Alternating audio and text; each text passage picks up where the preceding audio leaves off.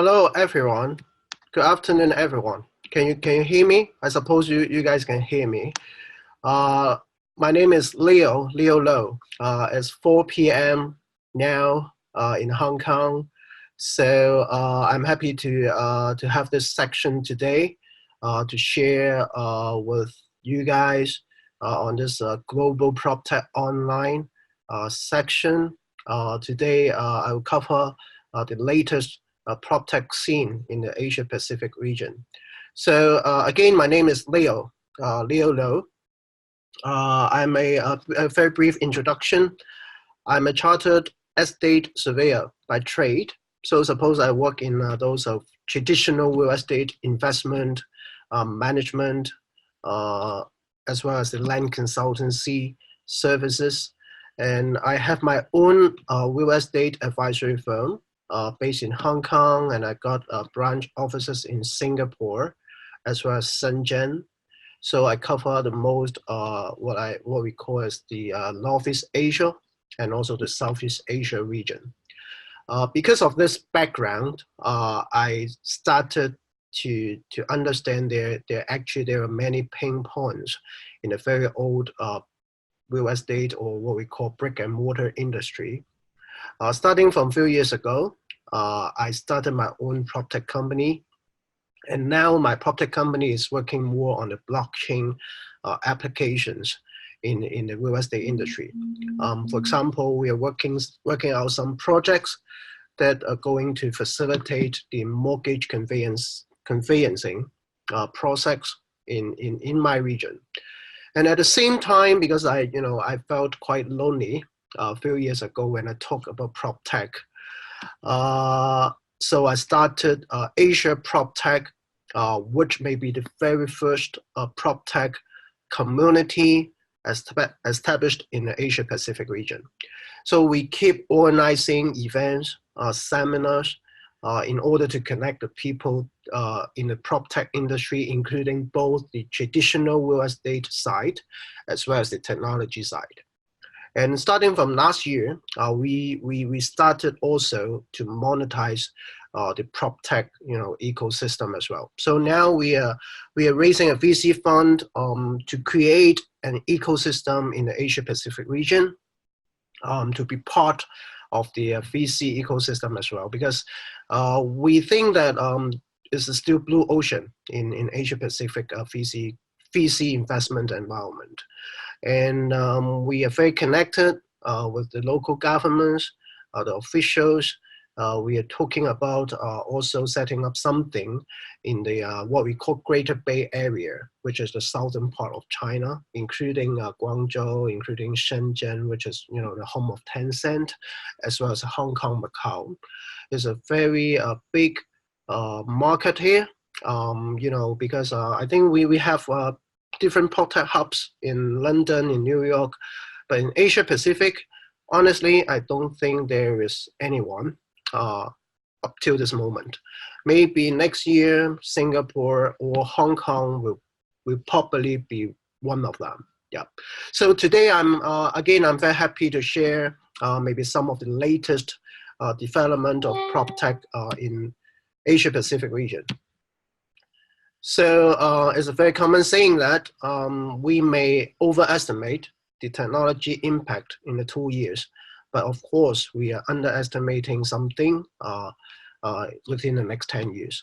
Honestly, in my region, I always think that we are somehow 1 to 2 years lagging behind compared with North America, compared with Europe. I'm not saying that our technologies are not good enough. The point is all about the whole ecosystem, like the regulatory framework, for example, taking, for example, real estate crowdfunding. I think in the US, in some of the countries in Europe, they have the specific equity crowdfunding regulations to facilitate this kind of new PropTech vertical. But in Asia Pacific, just like even in Hong Kong, we still don't have some specific regulations towards the equity crowdfunding. So it's an example that although the technology is there, the perception as well as the acceptance, the deployment of technology here is still not that advanced. To my view, is comparatively sluggish, not only by the regulations, but also, say, for example, the players, say, in Hong Kong is a very good example. The real estate market here basically is monopolized by a number of maybe under 10 families or real estate developers. So they are earning their own monies. They are not that pro-innovation. Although you can see there are maybe the third generation, the second generation of those families are quite pro-innovation. They want to push something in the prop tech, but they still need to go through, the hurdles in their corporate, because most of the corporates are also listed companies in Hong Kong. So it's really, really not easy for them to, to term themselves as a very pro-innovation real estate corporates. Comparatively speaking, in China, in mainland China, the situation is a bit better because the real estate developers, for those blue chip one, they are comparatively new. So that means that the chairman, the bosses of those companies are still young. So they are more pro-innovation. For example, a company called Soho China, which is listed in Hong Kong as a Beijing-based real estate developers. They own a lot of retail malls, as well as the office buildings in China, in Beijing, in Shanghai. Mostly of them are located in the first-tier cities. They actually started to use some of their office space as co-working space about 10 years ago. So surprisingly, I think it's quite early, right? Even WeWork started also within 10 years. So I want to say maybe for some developers in mainland China, they are more pro-innovation because of the competitive environment.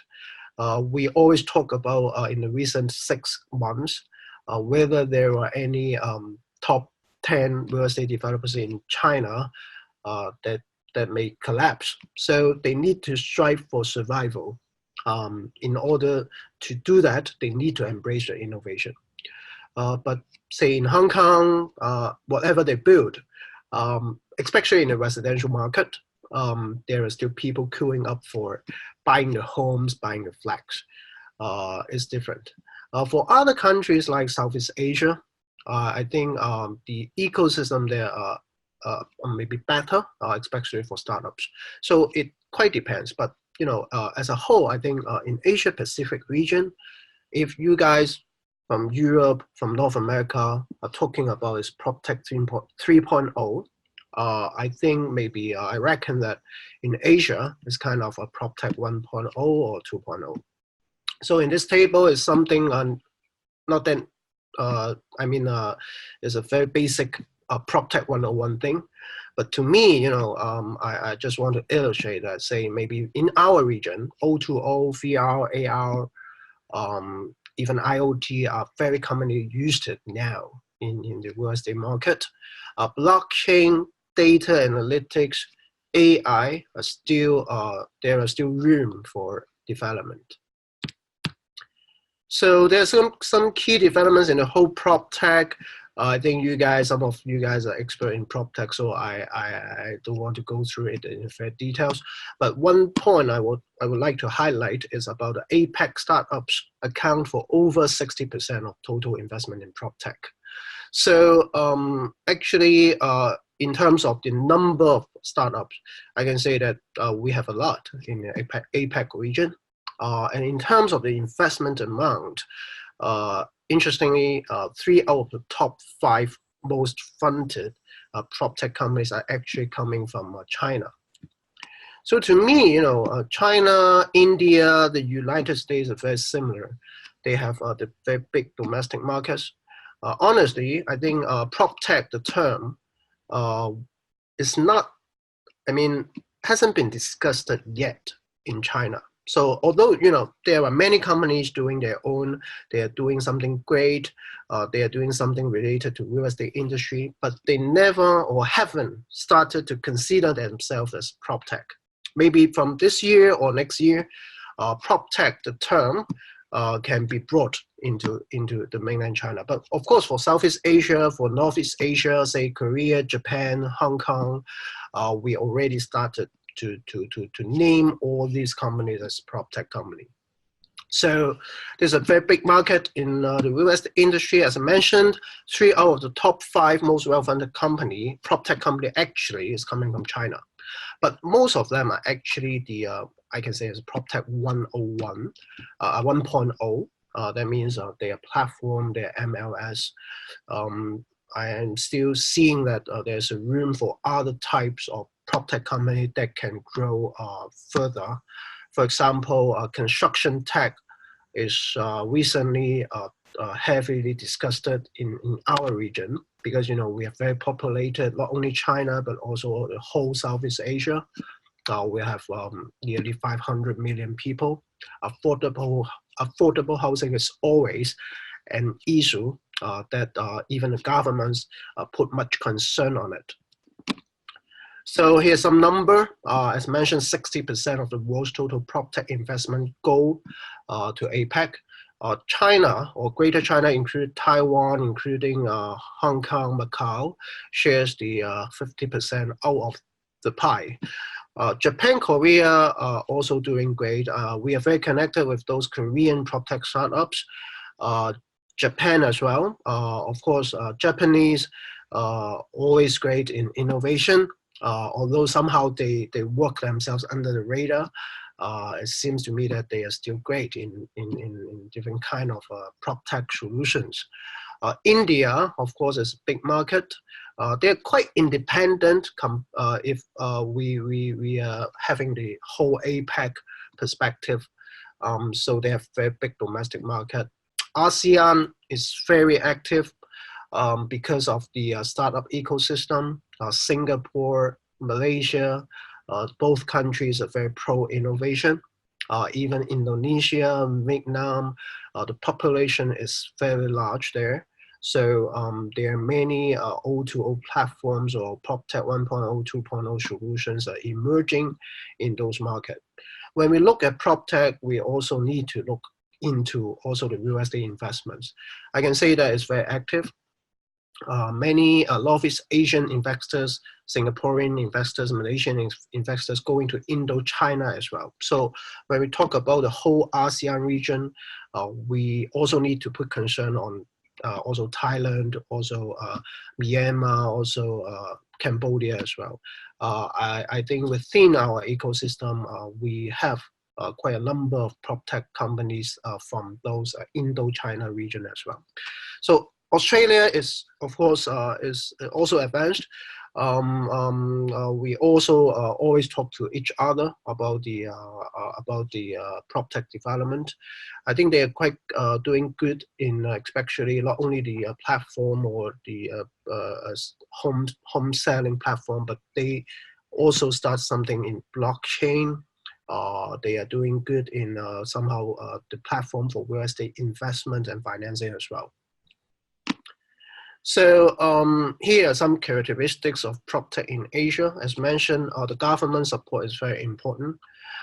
They're increasing, the number of startups are increasing. Actually, different governments in Asian countries, they always talk about put money in the emerging innovations segment every year, just like even in Hong Kong earlier this year, the government budget put a lot of money in innovation as well. So and also some local governments here actually treat smart cities also a part of PropTech. So that means they also will treat them as a single vertical. They put a lot of resources, try to give some policies like Singaporean government.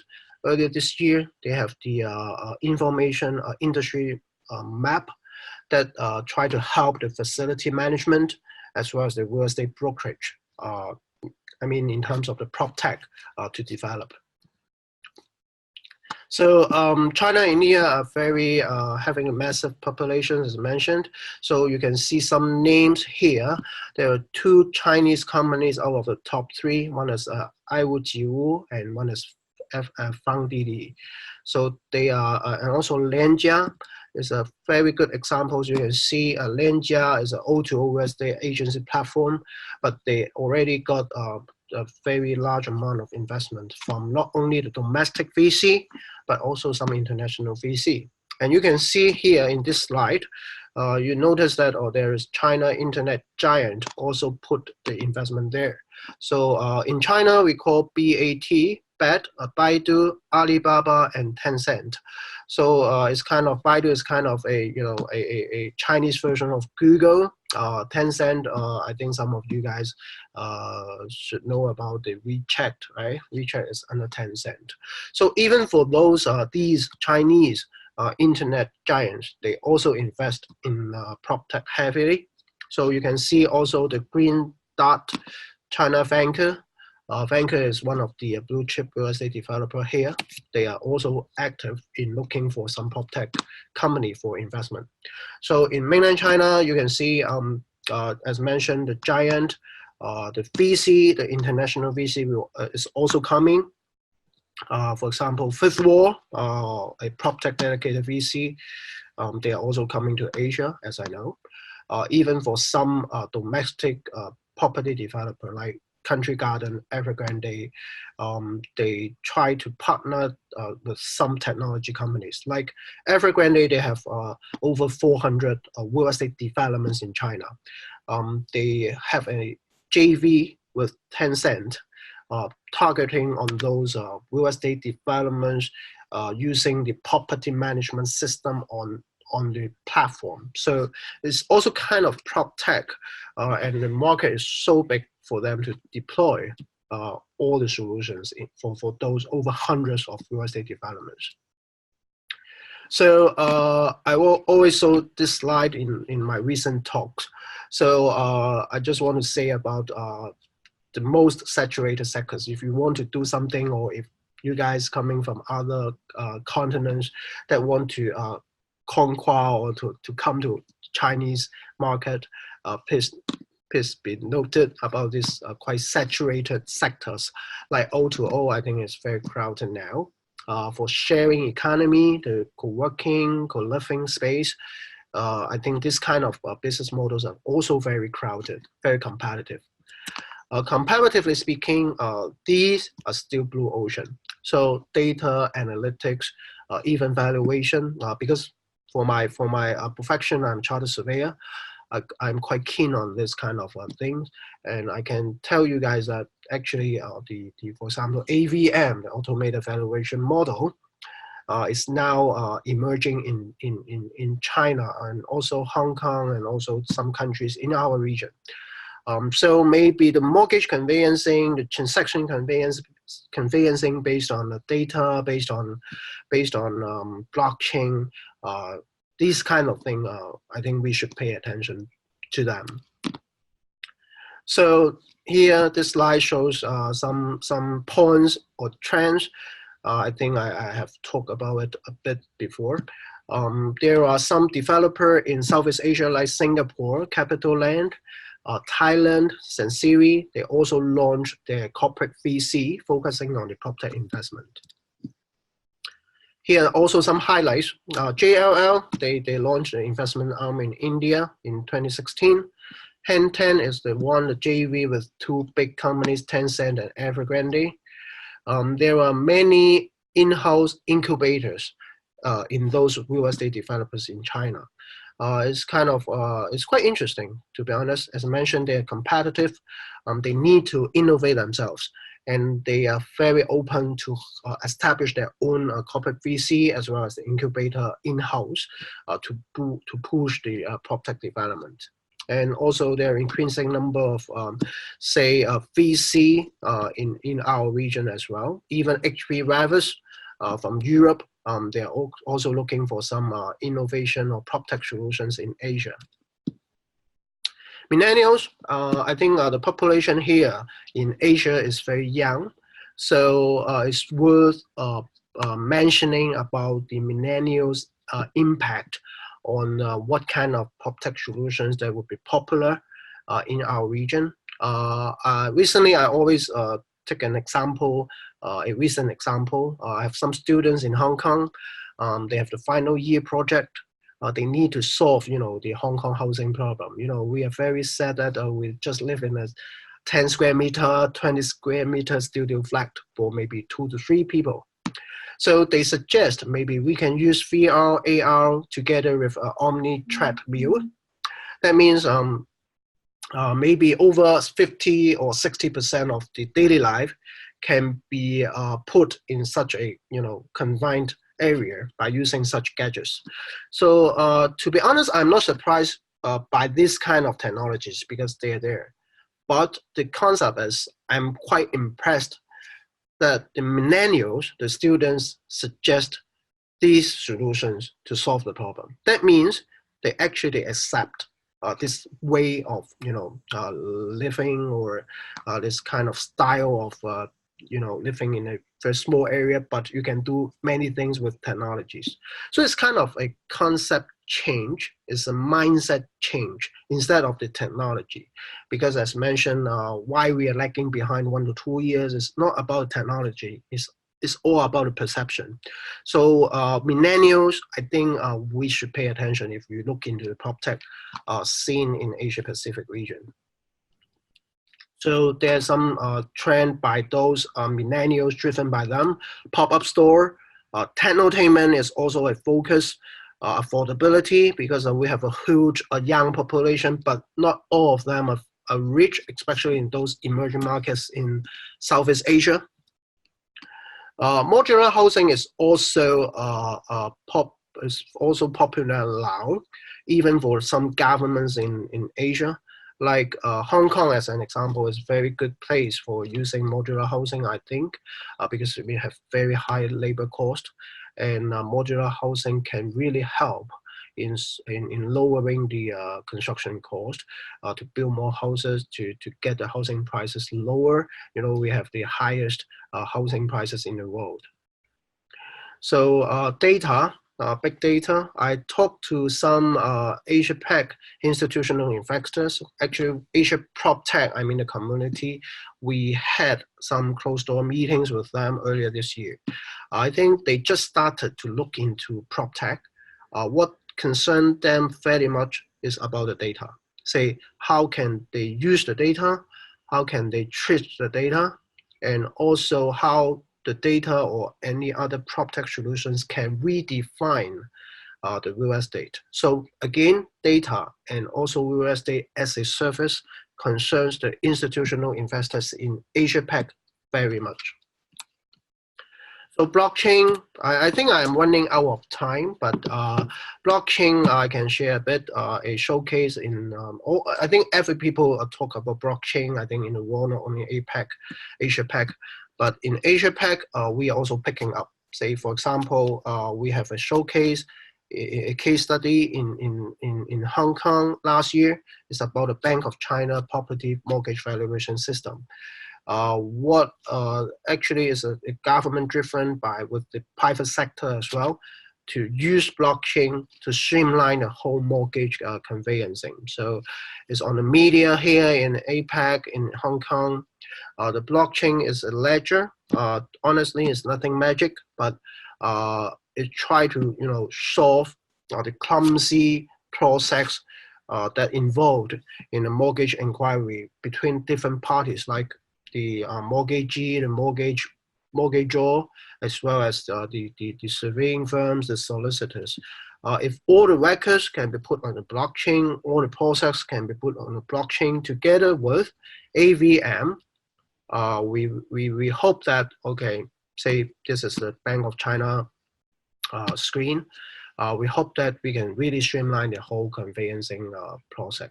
So it's a case study in Hong Kong, in Asia. So I just want to tell you that actually blockchain is not, I think STO or ICO is Of course, it's also popular in my region, but other applications are still being heavily discussed in my region. So I think it shares also the same view with all other PropTech guys doing in the world, I believe.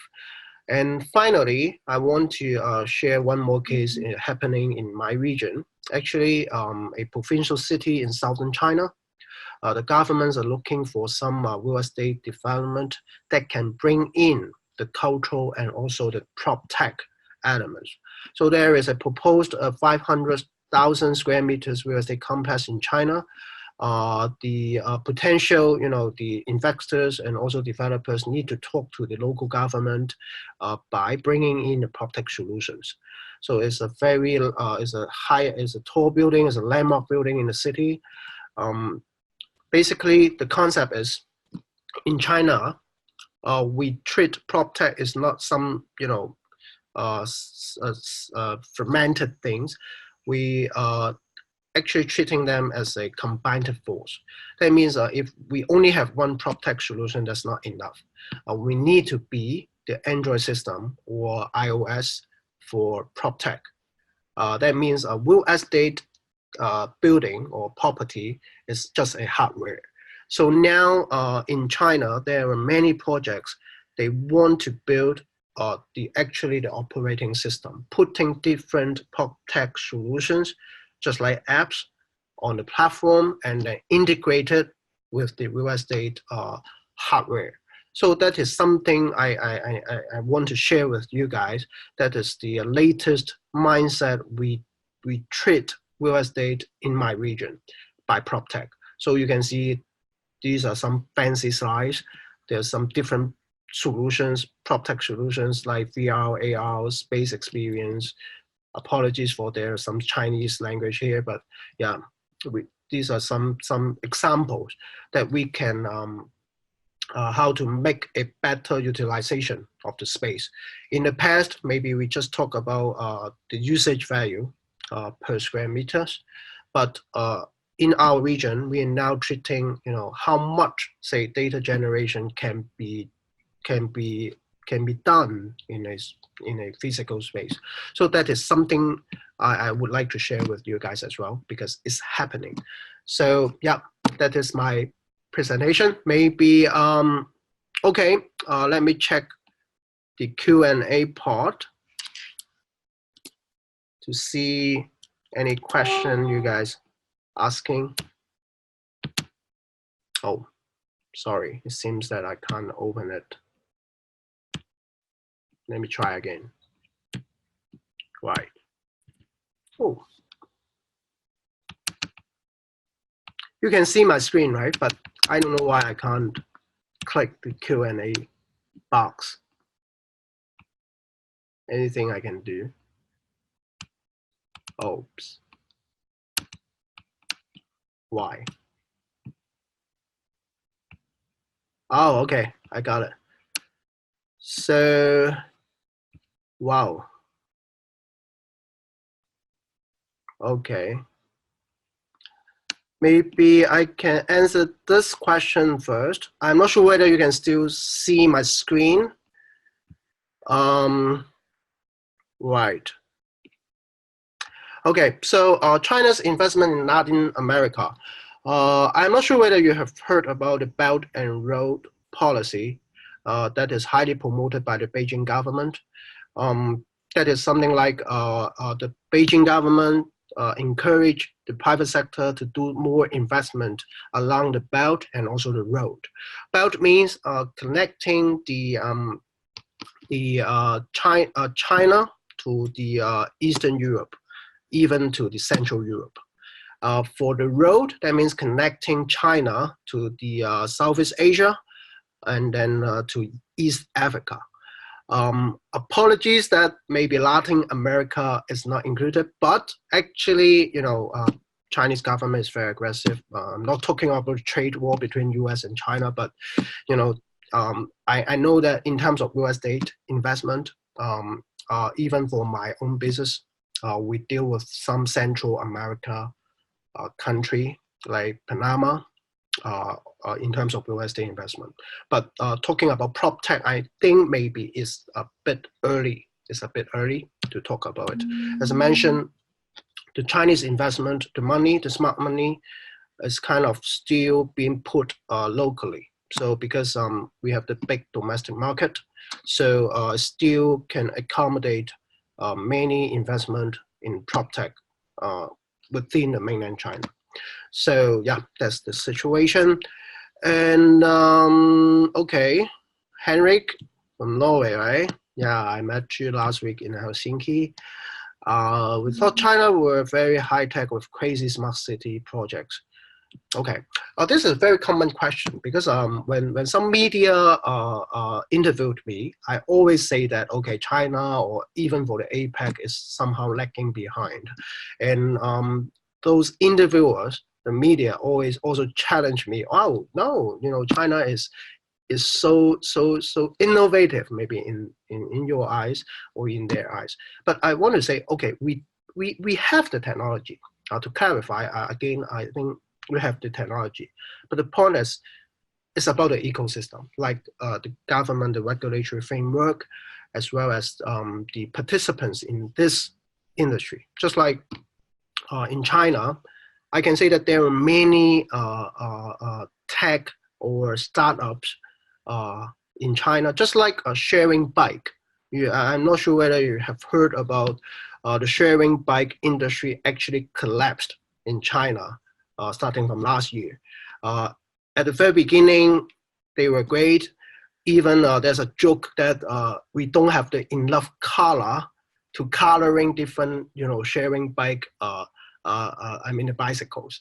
So that means there are many players. Very red ocean make it finally, and then some of them or most of them collapsed. I think the similar things happen in some sectors within the prop tech in China. Say, for example, I mentioned about the saturated sector. Even for what I mentioned about the AVM, is also just start to be red ocean as well. So it's kind of not a very, you know, rational market. But I can say that, say, the acceptance, the perception in China, because the speed here is very high. So although maybe this year I regard is year 0, year 1 for PropTech in China, I foresee that we can pick up very fast. Yeah, just like I mentioned about the project in China, the government want to the developers to incorporate many PropTech solutions as well, right? Okay, so Jeremy, so what application of PropTech will be adopted? Now, of course, the PropTech 1.0 thing. We had the brokerage platform first. We have MLS platform first. It's kind of the very first batch of PropTech adoption in Asia. Even now in Southeast Asia, I mentioned about Cambodia, Myanmar. They also started to have such PropTech solutions. Maybe we adopt a VR, AR also very fast. Especially I want to mention like a retail property, because, you know, actually we have, I compare with Europe or other continents, I think Asia is very famous for retail malls. So I can say that if there are any PropTech solutions that can be put to engage or help in engaging more retail customers, I think that would be great to have a big market here, because, you know, if you have visited Asia, you know, we have very big shopping malls with very organized shopping malls.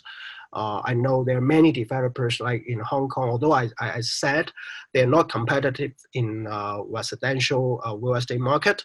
I mean the market is not that competitive, but in retail real estate market here is very competitive. So most of them are concerning any PropTech solutions that can help them to engage more retail customers. So yeah, if you are doing something like a retail PropTech solutions, I think you better come to China. So Okay, how would you compare Singapore and Hong Kong regarding PropTech industry? Very interesting question because I'm from Hong Kong. I'm a Hong Konger. Hong Kong is always being compared with Singapore.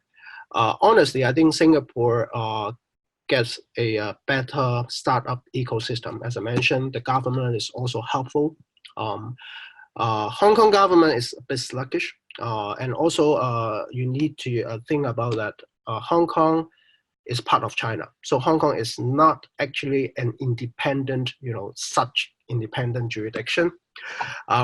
So in terms of policy, Singapore would be more self-driven.